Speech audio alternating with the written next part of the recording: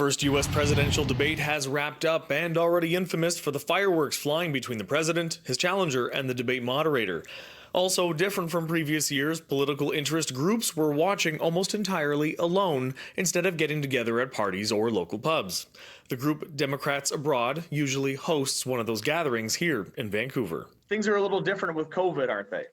Yes, of course, we're not allowed to get together in groups. And so what we did was organize a Zoom meeting from all across Canada. So all the members of Democrats Abroad in Canada were invited. We asked Susan about the increasingly polarized political environment where friends and family members on opposite sides of the fence are finding it harder to maintain relationships. Is this something that worries you?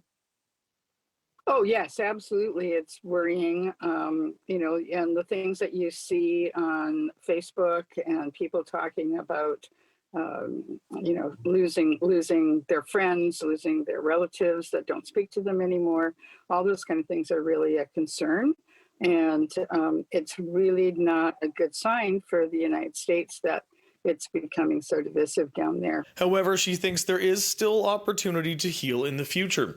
As for whether the current American system of having just two major parties vying for base support is partly to blame, she describes the effect as more of an ebb and flow. There's always factions within the parties that tend to pull things in different directions. In the United States, 10 years ago, there was the Tea Party, which was a very right-wing party in the Republican Party. Lately, it's been the sort of progressive group in the Democratic Party that's been kind of trying to pull the Democrats a little bit more to the left or the right. And I think it just moves back and forth. Do you get a sense that this is a unique election this year, or are we just is this almost like a repeat? Does it feel like a repeat of 2016, or is this unique and special in its own right?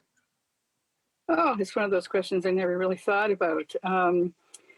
I think in some ways it is the same. I think that there's still the concerns around hacking going on with voting machines. And so I think a lot of that. The American election is Tuesday, November 3rd.